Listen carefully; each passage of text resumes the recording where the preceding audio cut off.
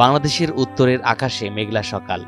ব্রহ্মপুত্র নদীর তীরে দাঁড়িয়ে নুরুন নবী তাকিয়ে আছেন তার ঘরের দিকে, যে ঘরটি মাত্র 1 বছর আগে নদীর মাঝে এক ভঙ্গুর চরদ্বীপে তৈরি করেছিলেন। এখন তা আবার ভেঙে সরিয়ে নিতে হচ্ছে নদী ভাঙনের কারণে।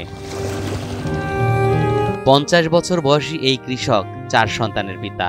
গত 1 বছরের মধ্যে দ্বিতীয়বারের মতো ঘরবাড়ি সরাতে বাধ্য হচ্ছেন। ঘরবাড়ি সরানো এখন আমাদের অতিরিক্ত পেশা হয়ে দাঁড়িয়েছে, এমন আক্ষেপের সুরে বললেন নুরুন নবী।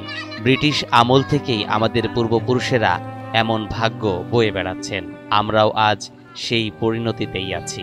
এটা আমার মাতৃ পেশা, এটা আমার বংশগত পেশা। আমাদের চর এলাকায় থাকি, আমাদের মনে করেন যে 1 বছরে 2 টানা দেওয়া লাগে, কত 3 টানা দেওয়া লাগে, কত হয়তো কত কত জায়গায় 1 বছর থাকা যায়। এইরকম দুর্গতি আমাদের এই ব্রিটিশ পাড়া থেকে আমাদের বাপ দাদা করে আসছে, আমরাও করে আসছি। এখন দেখা যায় ভবিষ্যতে আমার ছেলেমেয়েদেরও এরকম দুর্গতি হবে, কেমনি দুর্গতি বাড়ে, কমে না।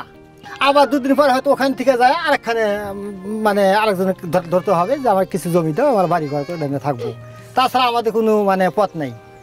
দুর্ভিক্ষ এরকম আমাদের চলছে বর্তমান।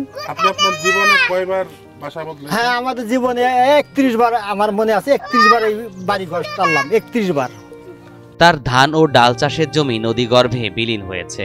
হিমালয় থেকে শুরু করে চীন ও ভারত অতিক্রম করা ব্রহ্মপুত্র নদ বাংলাদেশে প্রবেশ করে ভয়াবহ গতিতে, আর জমি ধ্বংস করছে নির্বিশেষেই। প্রতি বছর কুড়িগ্রাম জেলার শত শত পরিবার একই পরিণতির মুখে পড়ে। নদী তীর ভেঙে পড়লে মানুষ হারায় ঘরবাড়ি, ফসলি জমি ও গবাদি পশু। একসময় জীবিকার উৎস ছিল ব্রহ্মপুত্র, তিস্তা ও ধরলা নদী। এখন সেই নদীগুলোই সবচেয়ে ভয়ঙ্কর হয়ে উঠেছে।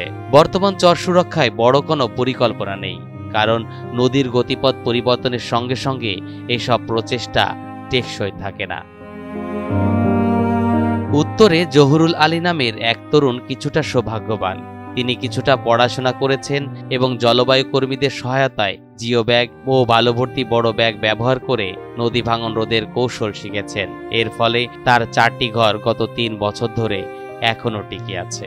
নদী ভাঙ্গা মানুষের যে কষ্ট, আসলে আমরা আমাদের বাপ দাদার যে কবরটা যে আমরা দিছি, সে জায়গাটাও কিন্তু আমাদের নাই এখন।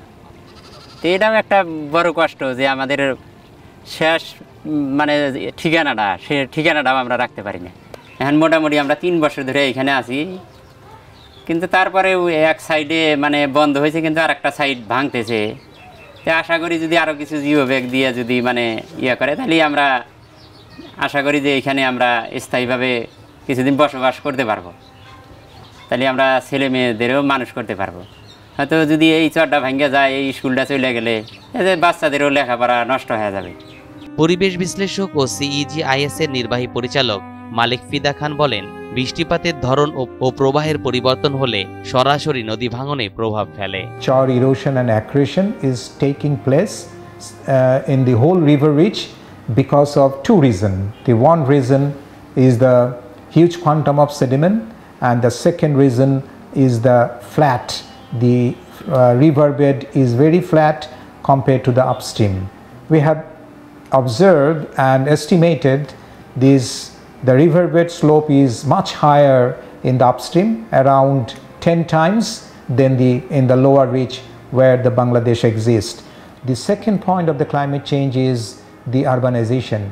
If there is a urbanization in the upstream part of the Jamuna River, so what happened, then the quantum of the sediment, the flow will also increase.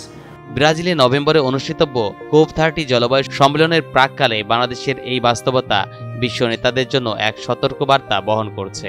দেশটি জলবায়ু অভিযোজনের দৃষ্টান্ত হিসেবে প্রশংসিত হলেও পর্যাপ্ত আন্তর্জাতিক সহায়তা ও জলবায়ু অর্থায়ন না পেলে এই সাফল্য টিকিয়ে রাখা কঠিন হবে।